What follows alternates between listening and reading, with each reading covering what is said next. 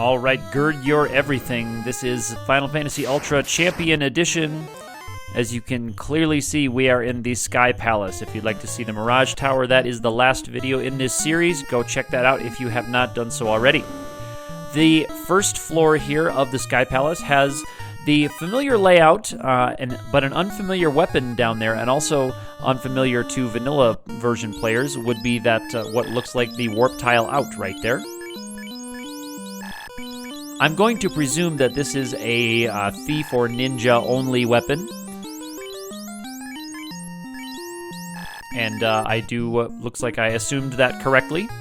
So we are not going to be able to use that particular weapon. Most of the battles that you'll see in this particular crawl I'm going to escape from, especially kind of nasty ones like this. I'm not quite sure what to expect at the top of this dungeon, so I would like to preserve my precious spell charges as much as I can. The rock golems are a familiar enemy in the Sky Palace. Anybody who has a lot of experience with the vanilla version of this area has seen those rock golems before. And there's lots of good treasure here in the vanilla version. And I presume that there will be as well here, including some cure potions, which, of course, much more useful in this version of the game than in the NES version. And 9 Dark Knights in a surprise attack. So now that I know that this kind of battle is up here, there's not much I can do about it, but at least I can go, whoa, and I better keep my hit points high. I better keep my hit points high.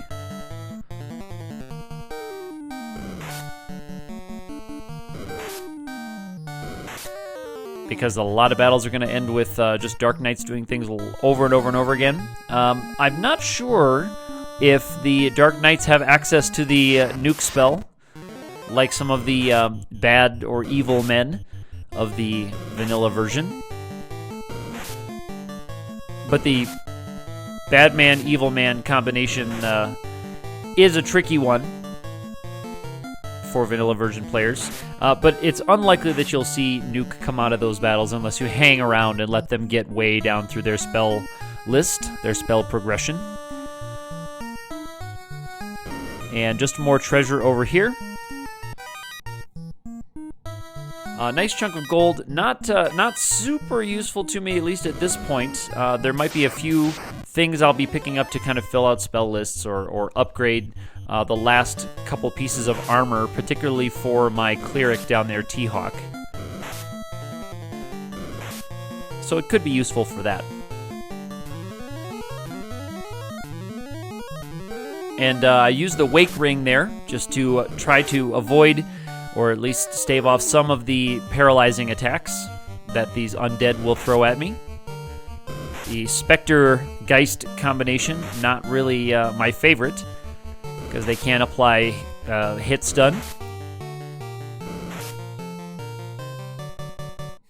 Wake Ring doing its job there, although I believe that if you are paralyzed in a round, even if you're woken up later, I believe you still lose your action. I don't think you can act after you have been paralyzed and awakened. And the warp tiles on here point up and down, you may notice. So the upwards pointing triangles bring you up a floor, and the downwards pointing triangles bring you down a floor. This is a familiar room. Has the spokes, so I'm going to explore this in just a clockwise fashion. So we'll go up to the right and work our way around to the top left. This floor has a number of very useful things in the vanilla version, including the white and black shirts.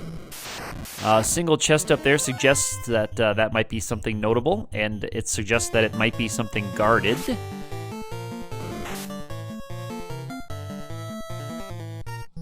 So hint, hint on that, I guess. And sure enough, here we go with a sandworm and an eye. Now, the sandworms mean that this battle is inescapable. So I believe that this battle will also be inescapable. I'm sure it's a different enemy set, but the sandworm only battle is inescapable. And so I'm going to assume that this one is as well. Sandworms are weak to the ice spell, ice magic. So good to knock them out. And the eye, of course, is pretty squishy. It's quite threatening, but also pretty squishy are the eyes. So not too bad to take those guys out.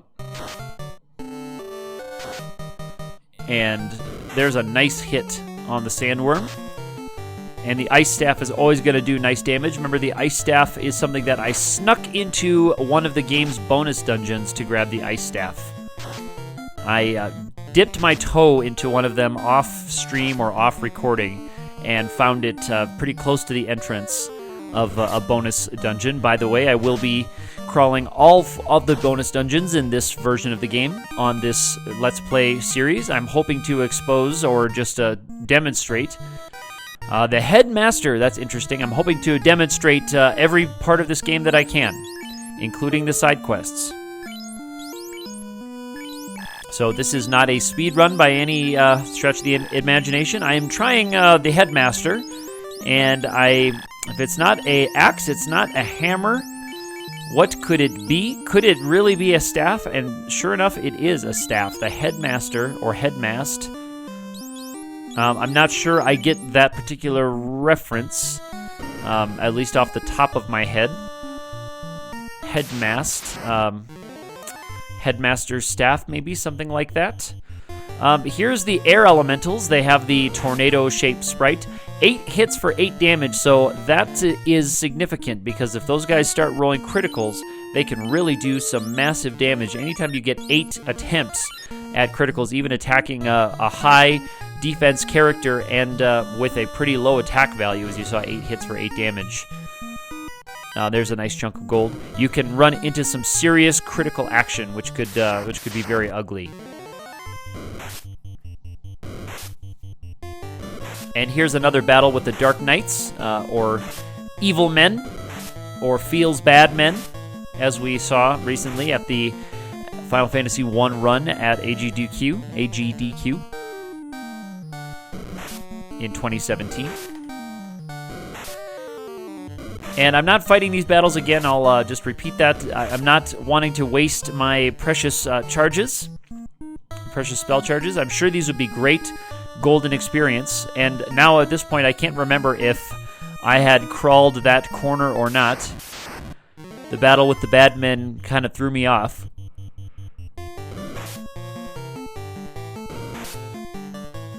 And a couple more rock golems. Thankfully, not as many inescapable battles in here. And that's the teleporter taking us upstairs.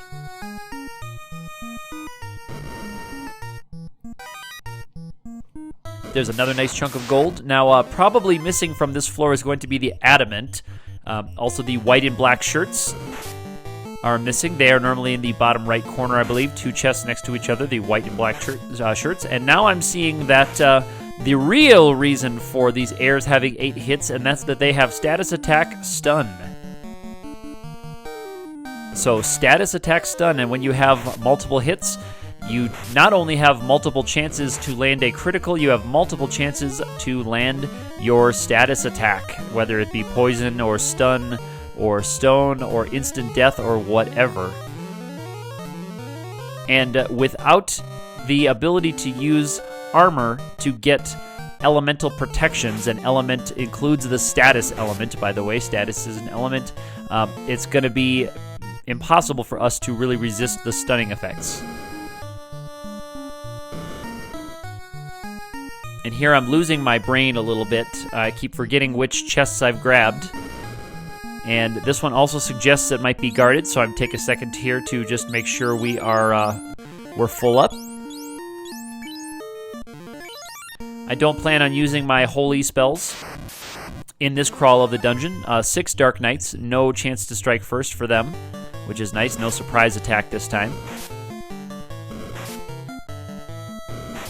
But still, pretty big damage. It looks like they have a single hit, but pretty high damage rating. Even without critical hits, it looks like they're getting through Esper's armor rating to deal 20, 30, 40 damage sometimes. Sometimes they're rolling 1, which means that they are rolling under or exactly at his absorb rating. These ghosts are I had to think about that for a second. I was told that these ghosts would be making an appearance by the author of this patch, and ghosts notorious in the vanilla version for being Bolt Ring is a really nice piece. Ghosts notorious for being a really difficult enemy that just pounds you really, really hard. They just do tons and tons of damage, and they give very little golden experience for the level of challenge and for the part of the game where we start seeing them. They're kind of most associated with the Undersea Shrine in the vanilla version anyway.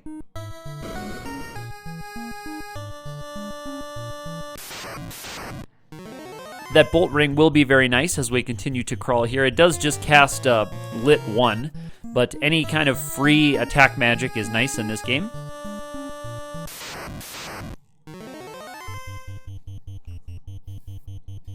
Here we have another combination of the Spectres and the Geists. And so that Wake Ring is extra useful here, and this is where I had forgotten that I had already cleared that out. Just for safety's sake, I decided to go down there and check it out. Costs me a couple of battles and a couple of Spectre Geist battle combinations, and without the Mage Staff and things like the Light Axe, which normally you would have by this point in the game, you would have actually both of those items, Light Axe casting Harm 2, or what would be called Holy 2 in this game, and the Mage Staff casting Fire 2, which is an all-targeting spell in the vanilla version. In this game, it is just a single targeting spell. Bolt and Ice Magic are all targeting. Fire is a single targeting spell that does more damage. You don't get a multi-targeting penalty in the vanilla version of this game. Multi-targeting spells are just multi-targeting area of effect spells. So once you get to the second level elemental spells, Fire 2, Lit 2, Ice 2, etc., this is the window from which you can look down into the world and see the forces flowing into the Temple of Fiends. And there's a robot who just tells us that we can look in that window. I think that's a hint that, like, hey, you should examine that square next to that window, if it wasn't clear enough that we should have been doing that. Now look at all of the status effects we got there from the Neochu. Put on Sulla there. Looks like he got the full gamut of possible status afflictions there, did Sulla. So gonna have to get him cleaned up. Thankfully, the poison does not move him down to the bottom of my party order, my marching order.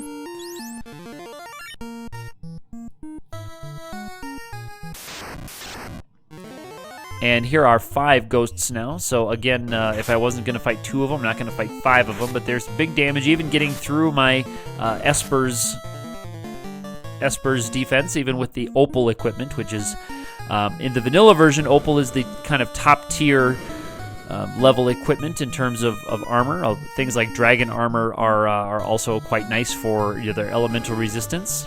So nothing down here, but we have some computers and some what look like computer chairs. I'm not sure if that's a sprite borrowed from another game. Could be a sprite borrowed from another game. I can't remember if those appear in the vanilla version. Certainly not beyond the realm of ROM hackers of this game to borrow sprites from other games. For a lot of that, see my Let's Play series of Final Fantasy Reconstructed. And these 6 heirs, pretty nasty here because they paralyzed Zonk down there, and Zonk is the one who has my Wake Ring. Now T-Hawk can cast the Wake spell at level 1. And just for curiosity's sake, I decided to see what kind of stats these heirs have. So I'm seeing how easy they are to take down. But the stun locking becomes very real very quickly. And you can see Bolt Ring not very effective against the air-type enemies.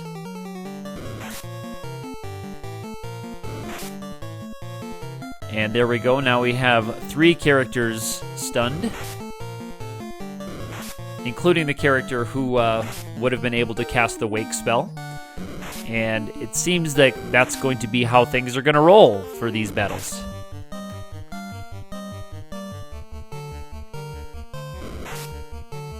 Without the ribbons that we would normally have at this point in the game. it becomes very, very difficult to resist the stunning effects. Finally, it gets the Wake Ring off. So we're able to get everybody back into fighting shape, and we are just going to attempt to get the heck out of dodge. And there's Esper paralyzed, and there's Sola paralyzed. So again, they will lose, even though they were woken up almost immediately by the Wake Ring, they are going to lose their actions.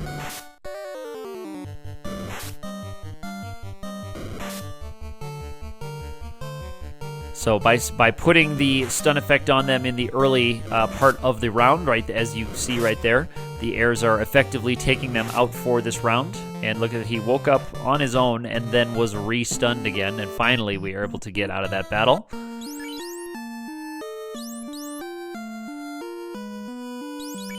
Just checking on my healing magic levels. I'm going to try to use my healing spells, my low-level healing spells, before I have to start digging into my supply of potions. Now this floor is a reference to a floor in the vanilla version. It's set up pretty similar to one of the floors in the vanilla version. It might be a little bit more sprawling, though.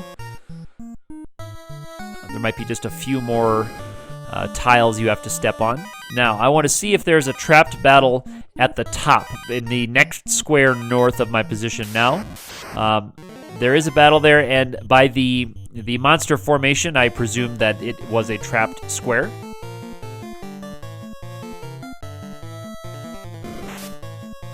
So again, I'm having T-Hawk use a soft spell to just take one of the sandworms out instantly. Soft is a massively powerful spell in battle in this game. And again, the eye is dangerous but squishy, but I've noticed that the eyes seem to use in their first ability slot a stunning attack rather than an instant death attack.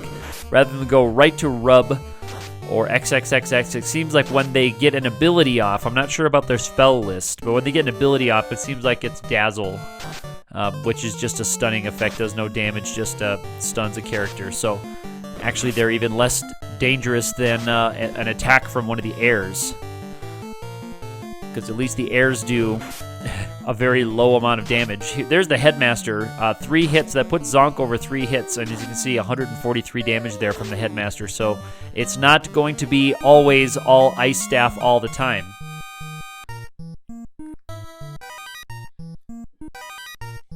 And Doomhammer, I'm sure, speaks for itself. I think we know what kind of weapon the Doomhammer is.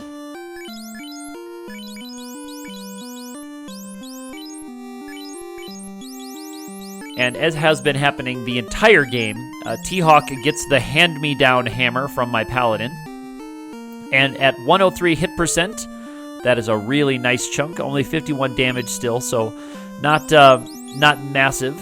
Not massive. 74 hit percent.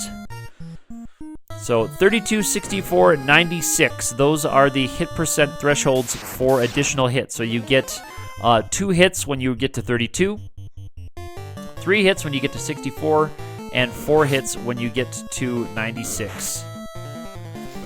So by going over that, he'll have 4 hits now at 51 damage. So if we ever decide to attack with that hammer, certainly not going to do so in this battle, will be doing nice damage.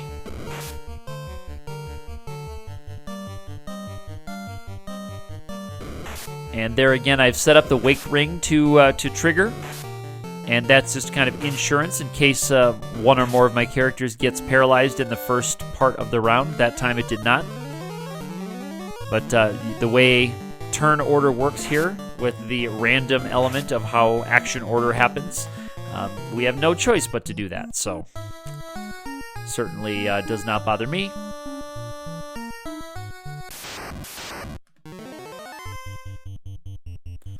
All right, 4 ghosts, not too bad. We'll get out of this one quickly.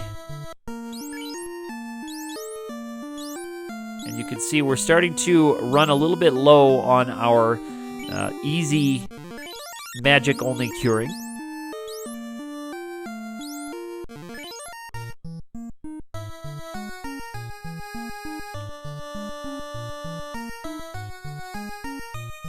So soon it will be time to start dipping into potions because I don't want to use too many of my spells. Here's 5 airs. So an unfortunate battle, and that's a bad start to use the Wake Ring very, very first in our turn order. Thankfully, T-Hawk got away in the first round.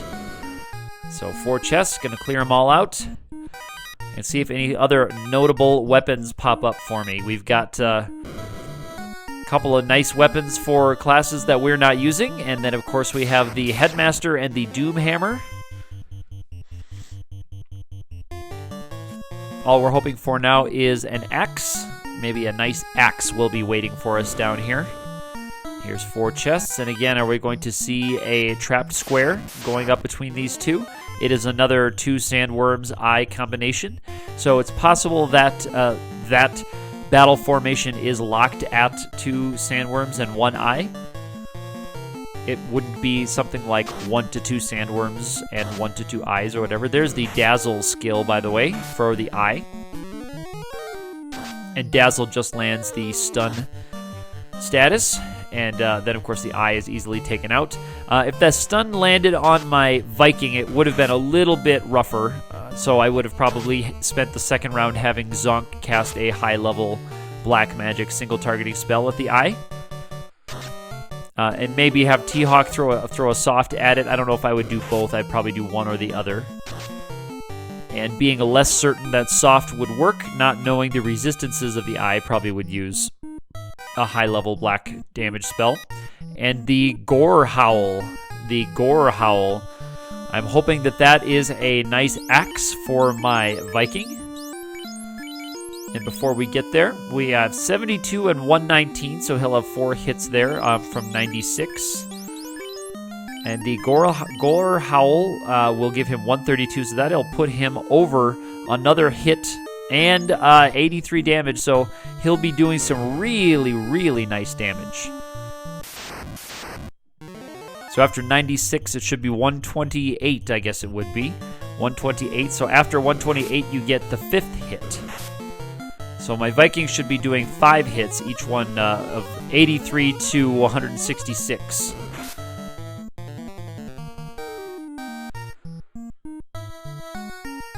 So really, really nice damage. Of course, that'll be minus enemy absorb, and I think this floor is clear, and it's time to head up.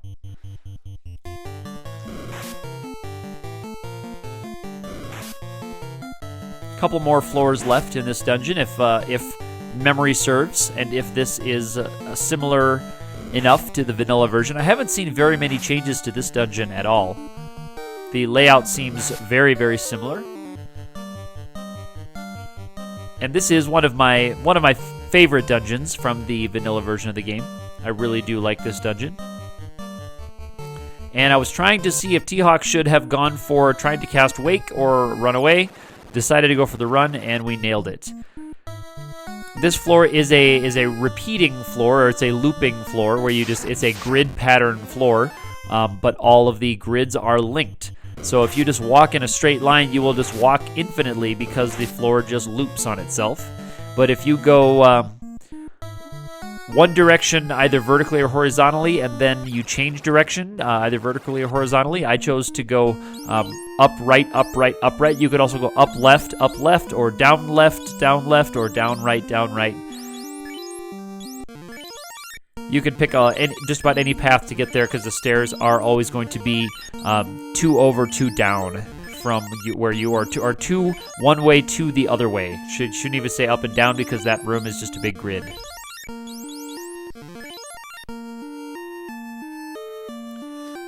I do not know what to expect on the big bridge here.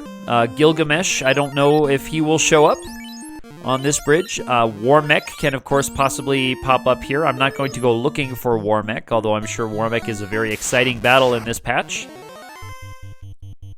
Here's a double eye battle. So not all that dangerous, and going to be a good source of experience for us.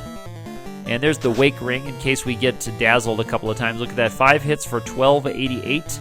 I don't know the crit rate of the axes. I'm sure it's higher than the hammers, but that's a hidden stat.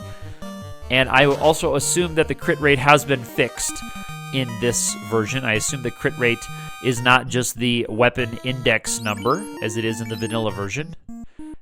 Weapons were supposed to have their own crit rate in the NES version, but they do have their own crit rate, but the game is bugged and it does not check the crit rate of their weapon. Rather, it checks the number of the weapon in the weapons table. So the later game weapons have a higher number because they're weapon number, 0030 instead of 001, like the rapier and the early staff is. So they have a much higher crit rate just because they are later game weapons.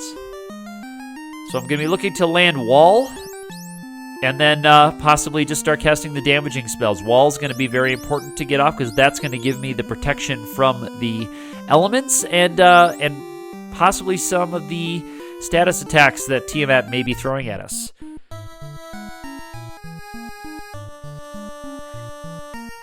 Poison Breath and Thunder are some nasty ones. They're all targeting elemental attacks, so that's why I'm hoping that I can get that wall spell off quickly. The Temper Ring should make the Esper's attack stronger, and Haste should double the attack of our Viking. So he should be getting 10 hits instead of just 5. And the wall does indeed fire off just in time before Bolt Beam. And Bolt Beam is single targeting. That's something that I don't believe Tiamat uses anything like that in the NES version. Tiamat uses an all-targeting ability called Thunder.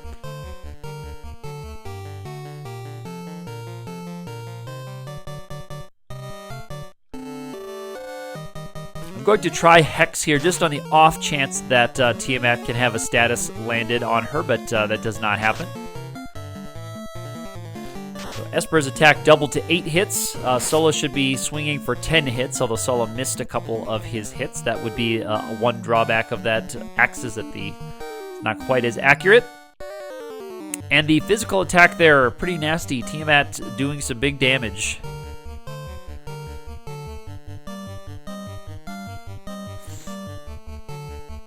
And trying to decide what kind of spell I want to try on Tiamat, mostly just to demonstrate things it can do. Quake, not doing too much there. There's the Thunder ability, so Bolt Beam single targeting, and Thunder is that, but we are resisting lightning, so Thunder could be doing up to about 4 times as much as it has been doing, and same thing for Bolt Beam, really. It could be doing as much as 4 times what it did, so around 400 rather than just 100. There's a casting of Pearl coming up. That's kind of the equivalent to what would now be called Holy, although of course Holy was taken by what the vanilla version called Harm. So 5 hits, 400 damage through Sola's armor, Sola not having massive armor. So physical attacks are going to be a big concern from Tiamat. Now normally, of course, Tiamat only has 1,000 hit points in the vanilla version, and then I think it's 1,100 or 1,200 when you fight Tiamat again. Pearl, there's 500 damage from Pearl. That's a nice set, but of course Tiamat has far more hit points. In this battle we've done well over 1,000 right here, and there's again another physical attack for 5,000. So really, really, really big physical attacks. And I'm gonna use Chakra here, and Chakra is going to fully heal T-Hawk there. And trying to decide what I can do with Zonk that would still be worthwhile. Does not matter because 500 damage on the physical attack is going to do it for Zonk. And so thinking back at anyone in the future, probably you might want to invis up a little while here. I am out of invis spells before I got here. Just demonstrating that because I used up all my Cure 1s. Assuming that I would be setting up other kinds of defenses, I did not presume that Tiamat would be a physical attack bruiser. I would normally save my invises for a boss like Kraken, who is an infamous physical attack bruiser. But Tiamat, normally not, but Tiamat, boy, rolling the physical attack there. So I'm guessing maybe that the chance to cast spells and use abilities is slightly lower with this Tiamat. That's only a guess. Only a guess without looking at any of the numbers for vanilla or this one. Just going by observation after seeing Tiamat deliver, I think it's been 3 physical attacks so far this battle. I don't think we're used to seeing Tiamat do that many physicals in the vanilla version.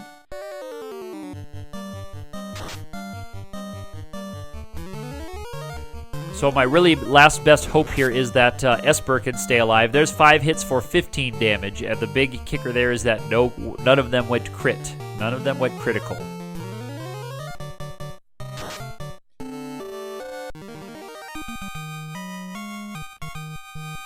And there does go TIAMAT there. 8,000 points for everybody. And level 26 for everybody.